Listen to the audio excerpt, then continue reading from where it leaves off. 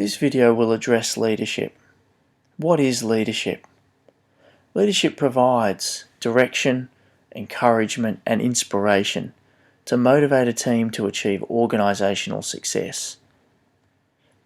Leadership and management are often used interchangeably. However, when looked at closely, they are quite different. A leader is often seen as someone who can provide a direction, align and influence, and motivate and inspire others. A manager, on the other hand, is someone who often is able to plan and budget, organise and allocate resources, and have control and solve problems. Whether you're in a leadership role at school or captaining your sports team, your leadership style is crucial to your success. Consciously or subconsciously, you will no doubt use some of the following leadership styles. By understanding these leadership styles and their impact, you will become a more flexible and better leader. There are 5 leadership styles that we'll discuss in this video: autocratic, democratic, laissez-faire, task-oriented, and strategic non-intervention. The autocratic leadership style is an extreme form of leadership where the leader exerts high levels of power over his or her employees or team members. People within the team are given few opportunities for making suggestions, even if these would be beneficial to the group's interests. Many people resent being treated like this, and because of this, autocratic leadership often leads to high levels of discontent. Also, the team's output does not benefit from the creativity and experience of all team members, so many of the benefits of teamwork are lost. Democratic leadership.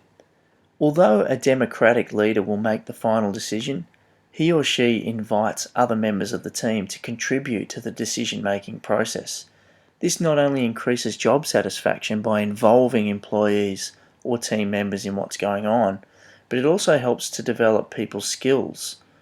Employees and team members feel in control of their own destiny, and so are motivated to work hard. As participation in the democratic process takes time, this style can lead to a more lengthy decision-making process. On the other hand, the time taken to make the decision often ends up in a better result. Laissez-faire leadership.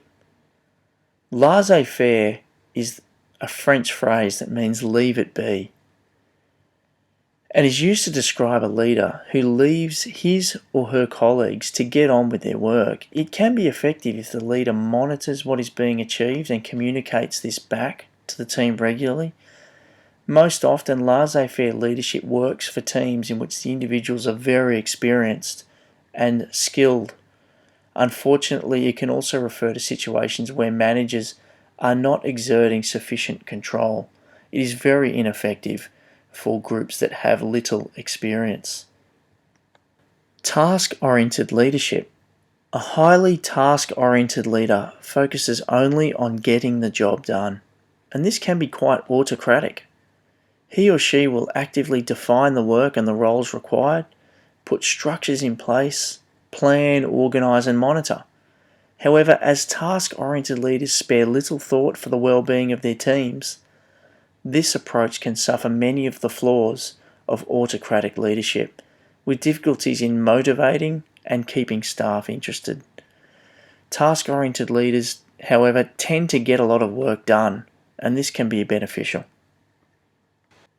Strategic non-intervention leadership. This is an interesting leadership style where the leader often leads from a distance or leads from behind and only steps in when the situation warrants it. It can be beneficial in allowing groups to solve their own problems. The leader often steps back and allows the group to experiment. This can develop decision-making skills and can foster teamwork and cooperation. On the other hand, this leadership style relies on the judgment of the leader to intervene at the right moment, which could in fact be the wrong moment. And it often doesn't promote consistent, clear leadership. This leadership style could be beneficial for experienced groups and not so beneficial for beginners or people with little experience.